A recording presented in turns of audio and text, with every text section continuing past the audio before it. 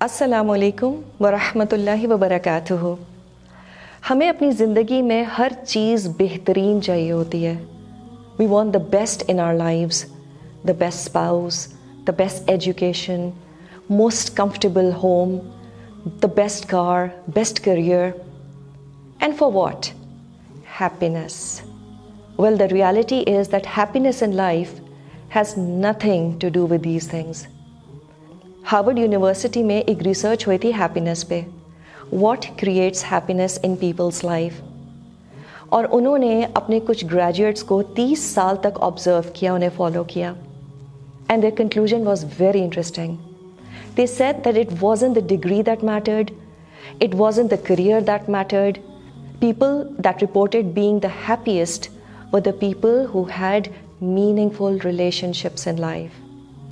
So your success in life depends on your ability to create meaningful relationships in life. और जब इंसान में ये ability होती है, it means that you have emotional intelligence. सवाल ये पैदा होता है, whom should you have the most important relationship with? Allah subhanahu wa ta'ala. So how is your relationship with Allah? There are many ways of gauging that. जब हम ये दावा करते हैं कि फ़लाँ शख्स से मेरे ताल्लुकात बहुत अच्छे हैं, what does that mean? इसका मतलब ये होता है कि you go out of your way to please him, right? You want to give him the best part of yourself. Everything that you do has to be the best. उसको बेहतरीन तोहफे देना, क्वालिटी टाइम देना. Everything that you do revolves around pleasing him or her. जब हम कहते हैं कि मेरा बेहतरीन ताल्लुक़ अल्लाह से है, तो हम इस ताल्लुक़ को बेहतर बनाने के लिए क्या कर रहे हैं? बुखारी में एक हदीस है जहाँ पे नबी करीम सल्लल्लाहु अलैहि वसल्लम ने कुछ आमाल का ज़िक्र किया जिसकी वजह से जन्नत के ख़ास दरवाज़ों से अंदर बुलाया जाएगा. मिसाल के तौर पे, he who is amongst those who pray, gate of the prayer. He who is from the people of jihad, the gate of jihad. इसी तरह से चैरिटी, इसी तरह से रोज़े, तमाम तर आमाल के लिए मुख्तलिफ दरवाज़ों से बुलाया जाएगा. अबू बकर रज़ियल्लाहु अन्हु, उन्होंने पूछा कि क्या कोई शख्स ऐसा होगा जिसे इन तमाम दरवाज़ों से बुलाया जाए? नबी करीम सल्लल्लाहु अलैहि वसल्लम ने फरमाया, हाँ, और मुझे उम्मीद है कि तुम उन्हीं में से होगे.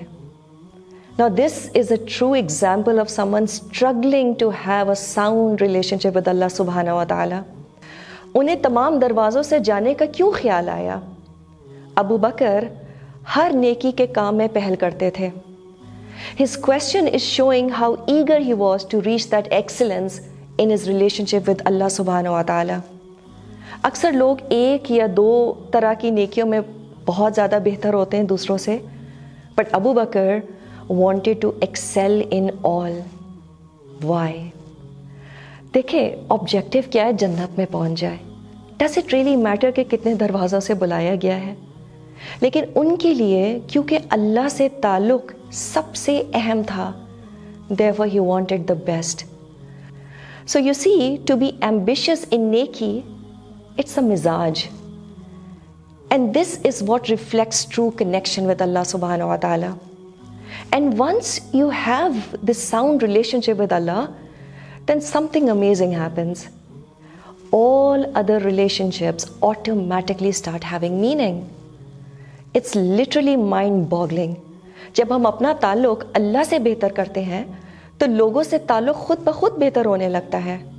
और बहुत से लोग तो ये कहते हैं कि उनके इर्द गिर्द के लोगों में भी बेहतरी आने लगी है, just because they now have a very strong relationship with Allah. जब हमारा अल्लाह से ताल्लुक़ बेहतर होता है, तो खुद ब खुद लोगों से ताल्लुक़ बेहतर होने लगता है. You can literally see the strength of your relationship with Allah subhanahu wa ta'ala through your relationships with people around you. So you see, the true model of happiness, it begins with a very strong connection with Allah subhanahu wa ta'ala.